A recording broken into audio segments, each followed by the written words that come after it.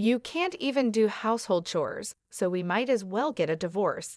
And you better give me your assets too, James said with a smirk as he walked into the hospital room. I was hooked up too many machines, but that didn't stop him. A girl I didn't know stood next to him. James didn't realize I had $10 million in assets. He should understand that a divorce in this situation would be a matter of life and death for a housewife like me. Fine, he has the divorce papers, I thought. I couldn't stay with a man who verbally abused his wife. I pulled out the divorce papers I always carried with me and handed them to James. Grinning, he accepted them. Now I can say goodbye to you. I'll be happy with her, so don't worry. Right, Patricia? James said, wrapping his arm around the girl's waist. Her name was Patricia Heaton. James sneered at me, and she said, "Take care, Mrs. O, you're not Mrs. anymore." "Take care, ma'am." They both laughed as they left the room, but their happiness wouldn't last. Alone in the room, I laughed out loud. Today is Friday, so the divorce will be processed on Monday. I can't wait for 3 days from now. My name is Nicole Wallace. I'm a 47-year-old housewife. My family runs a regular farm. I don't have any special skills, but I'm proud of my vast cooking repertoire.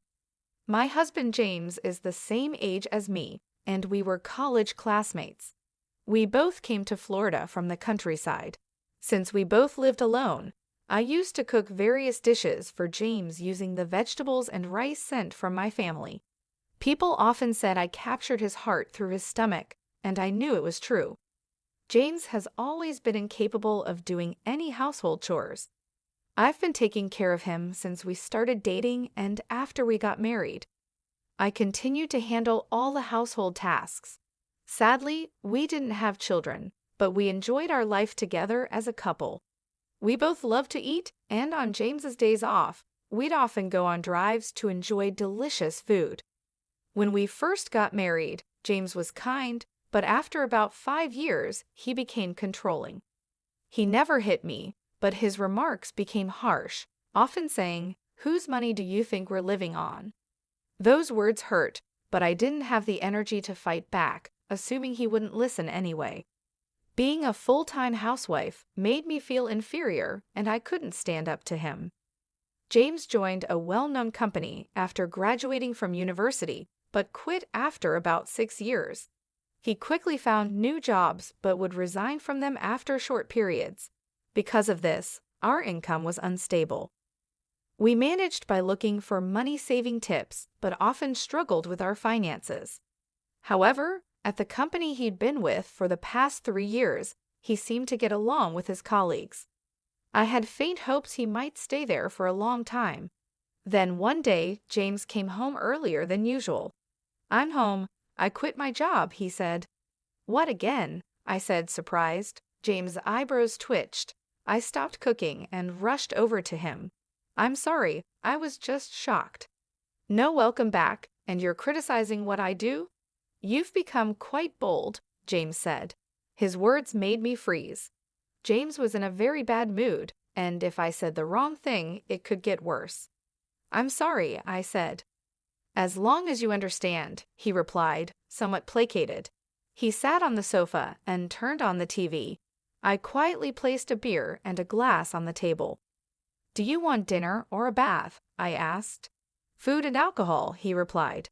To avoid upsetting James, I played the role of a submissive wife. I once had a strong sense of self, but after 16 years of marriage to James, since the age of 30, I rarely showed my true self. After eating and drinking to his heart's content, James fell asleep, snoring on the sofa. The table was a mess, like a child had eaten there. I cleaned up the fallen beer bottles and food scraps on the floor. It wasn't supposed to be like this. Recalling my dreams of a happy married life from my girlhood days, my true feelings slipped out. I glanced at James suddenly, but he showed no signs of waking. Relief washed over me, but I also felt dread about continuing this life. Maybe I should consider divorce. I started planning my schedule for the next day, determined to face the issues I had been avoiding. The next day, James started visiting the employment office and quickly secured another job. While he was job hunting, I went to the city office and signed divorce papers. I wasn't ready to submit them, but having them felt like a kind of protection. I hid the signed divorce papers at the bottom of my bag. If James found them, who knows what he might say or do. "Hey, where did you go while I was job hunting?" he asked. "I went to the stationery store to buy some resumes." "Look, I thought you might need them," I said, trying to sound normal. James, who got home before I did, initially interrogated me suspiciously but quickly cheered up. I handed him the resumes I had bought earlier. After receiving them, James said he was going out for drinks with a friend and left. James's new job was at a reputable company with a solid salary and better benefits than any job he'd had before. When he got promoted after working there for about 2 years, he celebrated with a drink. I secretly hoped that maybe this time he would work there until retirement. James's department seemed to be in sales, and he started to leave home more frequently for evening events. I enjoyed my brief moments of freedom and gathered energy to greet James with a smile when he returned. One day, I received a call from my mother. After a long time, hearing her excited story took me by surprise. $10 million? I asked, stunned. "Yes, 10 million. You know the mountains and lands we owned? We don't need them anymore. We had them appraised, and they are worth 15 million. We only need 3 million to enjoy the rest of our lives, so I think you might want to rethink your life too," she said. My mother was never fond of James. She was worried about me, especially after James became more controlling, preventing me from even visiting my childhood home. I was stunned by the amount she mentioned. Furthermore, I was shocked to learn that when my mother inherited the property from my grandmother, she changed the title to my name, so there were no inheritance taxes. "It's better not to tell James, but the final decision is yours," she said, hanging up the phone. I felt conflicted between the urge to immediately inform James and the desire to live freely with that money. About a week later, I was involved in a traffic accident. Thankfully, my life wasn't in danger, but I'd need to stay in the hospital for about a week. After storing my valuables in the hospital room drawer, I immediately contacted James. "I'm sorry, I got injured," I said. "Huh, what about my meals?" James's reaction made me almost laugh, prioritizing his meals over my injury. "I'll need to be hospitalized for a week. I'm really sorry, but could you buy your meals elsewhere until then?" "Not even preparing meals for your husband? What a lazy wife. Oh wait, I'm coming over now," James said and ended the call abruptly. I was planning to tell him about the inheritance tonight, but now I thought it might be best not to mention it. Looking at all the tubes attached to me, I had a feeling my intuition was right. "You're useless, can't even do housework. Let's get a divorce, and you better pay me compensation too," James said with a smirk as soon as he entered the room. I was connected to several machines, and a girl I didn't recognize stood beside him. James didn't know that my total assets amounted to $10 million. He should realize that a divorce under these circumstances would be a life and death matter for me, a housewife. "Fine, here's the divorce papers," I said. I couldn't stay with a man who would hurl abuse at his wife in this condition. I handed him the divorce papers I had kept as a sort of charm. James took them with a smug smile on his face. "With this, I can finally say goodbye to you. I'm going to be happy with her, right, Patricia?" James said, wrapping his arm around the girl's waist. The girl, named Patricia, leaned against James and scoffed at me. "Take care, madam." "Oh, you're not a madam anymore, so take care, old lady," she said. With those words, they both left the room laughing, but their joy would be short-lived. Left alone in my room, I burst out laughing. Today is Friday, so the divorce papers would only be processed on Monday. Oh, I cannot wait for 3 days from now. Just as I had expected, the weekend went by without any contact from James, and it was quite peaceful. I was restless, not used to doing nothing. Since getting married, I was always busy. Every time I got restless, the nurses told me to stay calm. Then, on Monday evening, I received a bunch of calls from James. I ignored them at first, but after 15 minutes of constant ringing, I decided to answer. "Could you not be so persistent?" I said. "Hey, what's the meaning of this?" James shouted as soon as I picked up. I couldn't help but laugh. James seemed infuriated by my laughter and started screaming incoherently. "What are you talking about?" I asked. "Don't play dumb. The divorce papers aren't being accepted, are they?" James was huffing and puffing on the other side of the phone. I continued to chuckle and responded to his complaint. Oh, I had previously filed a non-acceptance notification. Remember how you used to say, "Let's get divorced," every time we had a fight? I thought it wouldn't be good if you filed for divorce on a whim during one of our arguments. "Ew, but I don't need that now. Withdraw it immediately," James demanded. "I can't do that until I'm discharged. We need to go through procedures at the municipal office," I said. "Then discharge now." Don't be unreasonable. His selfish demands made me laugh even more. He probably wanted to register his marriage with Patricia, whom he brought on Friday. By the way, was her name Patricia? She's your mistress, right? Hey, that's rude to Patricia. Apologize, she's my new wife. We're not divorced yet, so she's technically your mistress, isn't she? I responded calmly. James made a weird groaning sound. I decided to hit him where it hurt the most. "By the way, you'll hear from my lawyer about the division of property." "That's right, property. Including this trouble, you better share properly." I'm not sure why he misunderstood, but James suddenly sounded in high spirits. After all, the responsible party has to pay the compensation. I had always done my household chores diligently, and of course, I had never cheated on him. It's clear as day that James is the responsible party. "What are you misunderstanding?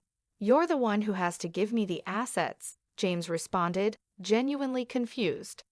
He likely believed that by not taking care of him while I was hospitalized, I would truly be at fault. Even in my parents' time, one wouldn't be deemed at fault for such a reason. I bitterly thought this as I listened to his rant. I explained to him patiently. "What fault of mine are you talking about?" "Just so you know, not being able to do housework because I'm in the hospital doesn't make me at fault. You've abandoned taking care of me. If you were a child, it would be considered neglect, but you're an adult and should be able to take care of yourself. That's why it doesn't make me at fault." "If I say you're at fault, then you're at fault," James insisted. Even a judge would be shocked by his baffling logic. I pictured myself facepalming. Did he really think such childish reasoning would work? Don't you know what's legally defined as grounds for fault? Being at fault means things like infidelity, like having another woman despite having a wife. That's why Patricia is my new wife, and you're no longer of any use to me. So it doesn't apply, right? "What are you talking about?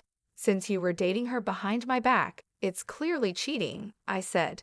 James still didn't seem to understand. He was set on believing he was right. "Either way, please communicate through a lawyer from now on." "Goodbye?" "Hey, Nicole," he shouted, but I hung up the phone without listening to his protests. He called multiple times, but when I ignored him, he eventually gave up and went silent. I was relieved, but the next day, another headache-inducing event occurred. Feeling frustrated by the non-stop ringing from 9 in the morning, I pressed the call button. On the other end, James was complaining at me like a machine gun.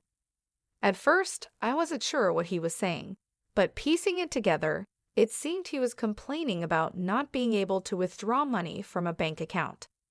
If it's a joint account, James should be able to withdraw without any issue.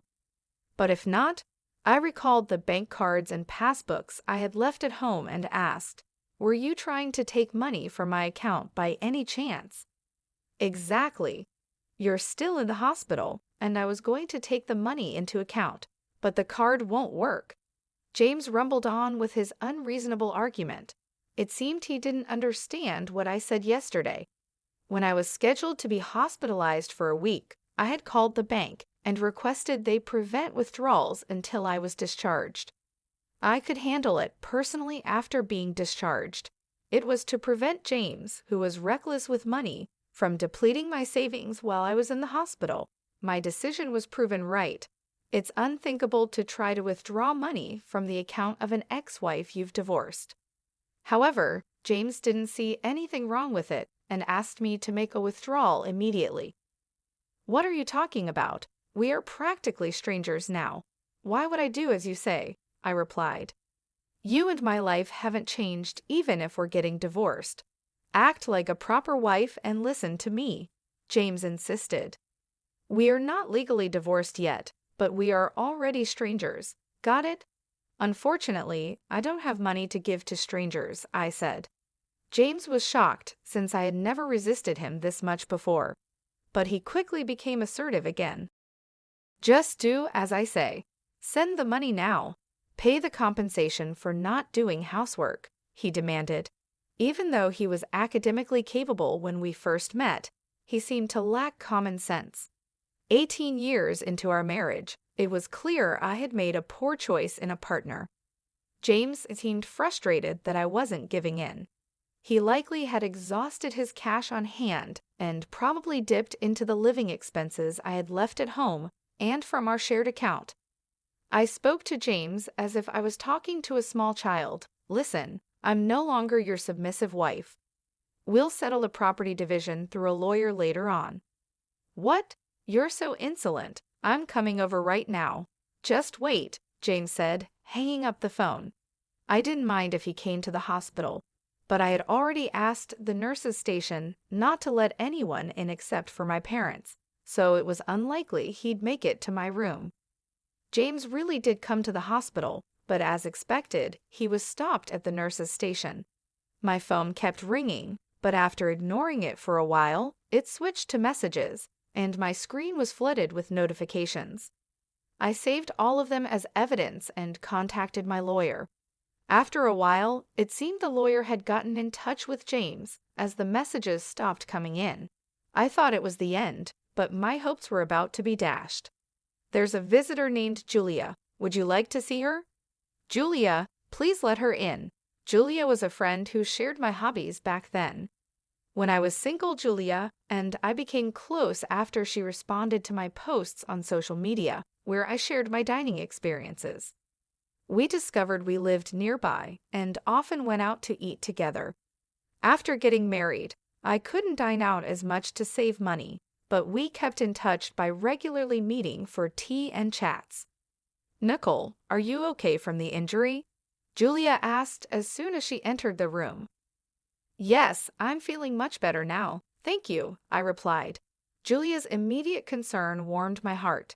I realized that since my hospitalization, aside from my parents and the hospital staff, no one had shown concern for me. Hey, Nicole, things are tough for you right now, aren't they? Julia asked. Huh? Why? I hadn't told anyone about my situation other than my parents. I wondered how Julia knew and asked her, intrigued. Julia then said something shocking. You know Patricia, the young girl, right? She's having an affair with your husband, isn't she? What? How do you know about that? Wait, you know her? Actually, she's my niece, Julia replied hesitantly. I was so surprised that I couldn't close my mouth. Who would have thought that Julia was Patricia's aunt? The room went silent.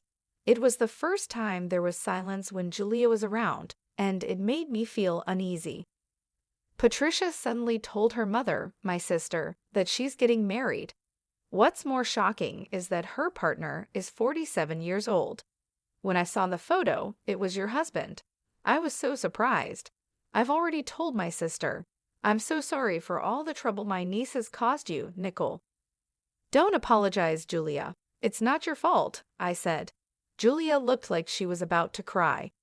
I'm thinking of demanding compensation from Patricia. I can't compromise on that. But if I do, does this mean our relationship will end? Of course not. I want to continue being friends with you, Nicole. I'll make sure Patricia pays compensation. Neither my sister nor I can forgive what she's done. We'll keep a close eye on her. I was very grateful for Julia's words. We've been friends for over 22 years. I didn't want to lose a precious friend because of my terrible husband and his mistress. I scheduled a meeting with them tomorrow, and I'd like you to come with me, Julia said. Of course, I'll be there, and I can also provide photos as evidence of their affair. The next day, fresh from being discharged from the hospital, I prepared for the meeting. I went to a private restaurant room with my lawyer. James and Patricia had already arrived and were indulging in an expensive traditional meal. I was speechless at their audacity. You finally made it. Did you bring the money? Remember, you are paying for this meal, James said without even stopping his meal. Patricia continued to eat with a smug look on her face. I decided to fight back. Please handle the payment yourselves. I came here to demand a fair share of the assets from the two of you. How long are you going to sulk? You're really unattractive, James remarked rudely. Ignoring his comments, my lawyer and I took our seats and showed evidence proving James was at fault. We first presented legal documents about the reasons for liability, followed by documents on property division. Lastly, we showed the photos Julia had provided, which showed Patricia and James together, as well as Patricia with another man entering a hotel. Wait, why? Hey, Patricia, what is this? James and Patricia were visibly shaken by the photos and finally stopped eating. Just then, Julia made her timely entrance. I took those photos, Julia said. Patricia seemed confused as to why her aunt was present.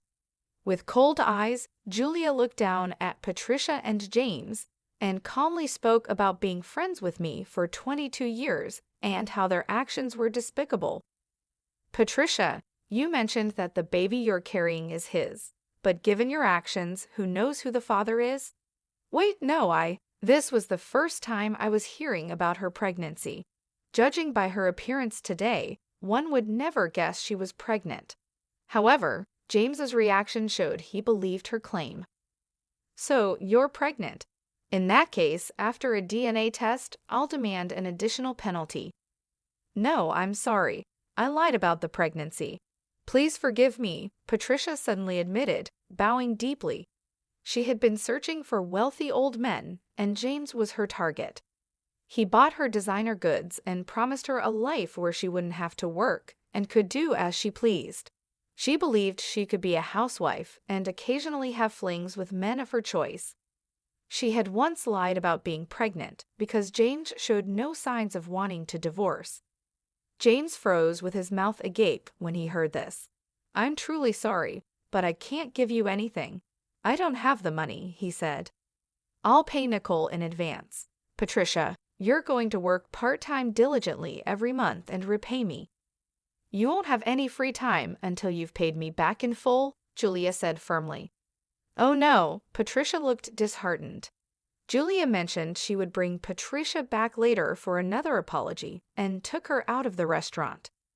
James, in shock the entire time, seemed to snap back to reality and approached me in a flattering tone. Look, it seems I was deceived. I can't live without you, Nicole, right? We still have the divorce papers here. Can we start over? You've always been a housewife, so you can't possibly work now, can you? He pleaded. I listened to James's pleas with a cold gaze, none of which moved me. I waited for him to finish before answering with a smile. I can live just fine without you. I'll be taking the divorce papers and filing them shortly.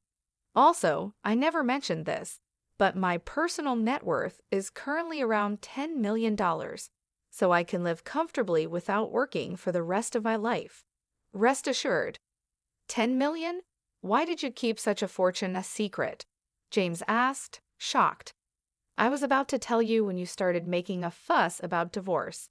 This money is my personal inheritance, so it doesn't count towards marital assets. It has nothing to do with you, I replied. James looked at me with utter despair. My lawyer quickly produced some documents and a pen for James to sign. The lawyer and I then left and immediately filed for divorce, ending our almost 22-year marriage. Later, Patricia transferred some money to my account. According to Julia, upon learning of this incident, Patricia's mother was furious. She made Patricia take a leave from university and work nonstop at a relative's inn until she paid the compensation. James, on the other hand, was disowned by his in-laws after they learned about the divorce. He was told he wouldn't receive any assistance, so he reluctantly took out a loan and paid me in one lump sum. Furthermore, it was revealed that he had been with Patricia at a hotel during work hours. He was fired from his job and is now juggling multiple construction jobs to repay his debts. As for me, even after receiving such a large sum, I didn't know what to spend it on, so I donated half to charity.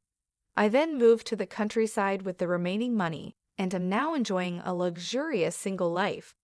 I've continued my friendship with Julia. On our days off, we go on food tours and short trips.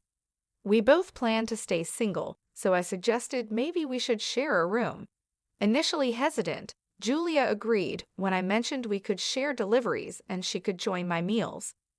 Moving preparations started the following week. As I packed up my old life, I felt a sense of excitement and anticipation for the new chapter ahead. The thought of living true to myself, free from the chains of a toxic marriage, filled me with joy. Julia and I found a beautiful house in the countryside. It was spacious and surrounded by lush greenery. We both loved the tranquility it offered, a stark contrast to the chaos and stress of city life. We set up a cozy living space, complete with a kitchen where we could continue our culinary adventures. As we settled into our new home, our days were filled with laughter and good food. We explored local markets, tried new recipes, and even started a small vegetable garden. The simplicity of our routine brought immense satisfaction. Julia and I grew even closer, sharing not just our home, but also our dreams and plans for the future. Despite the hardships I faced, I realized that my life had taken a turn for the better. The toxic relationship with James was a thing of the past, and I had found a true friend in Julia. Together, we built a life filled with love, respect, and mutual support. One sunny afternoon, as Julia and I enjoyed a picnic in our garden, I reflected on my journey. I had gone from feeling trapped and undervalued to experiencing freedom and contentment. I had discovered strength I didn't know I possessed and learned the importance of standing up for myself. The lessons I learned during my marriage and the subsequent divorce were invaluable. They taught me resilience and the importance of self-worth. I realized that happiness comes from within and that surrounding yourself with supportive people makes all the difference. Julia and I often talked about our future plans. We dreamed of traveling, exploring new cuisines, and perhaps starting a small business together. The possibilities seemed endless, and for the first time in a long while, I felt truly optimistic about the future. Life in the countryside was peaceful and fulfilling. The fresh air, the sound of birds, and the beauty of nature provided a perfect backdrop for our new beginning. I had found a sense of purpose and joy in the simple things, and it was a feeling I cherished deeply. As the days turned into weeks and then months, Julia and I continued to thrive. Our bond grew stronger, and our friendship became the foundation of our happiness. We supported each other through thick and thin, always knowing that we had someone to rely on.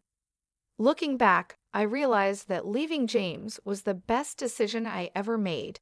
It allowed me to rediscover myself and build a life filled with love, laughter, and true companionship. Julia and I had created a haven where we could be ourselves, free from judgment and filled with joy. In the end, I learned that life's challenges often lead to unexpected blessings. My journey taught me the importance of self-respect, the power of friendship, and the beauty of living authentically. I was excited for the future, knowing that with Julia by my side, anything was possible. I was determined to live my life joyfully and true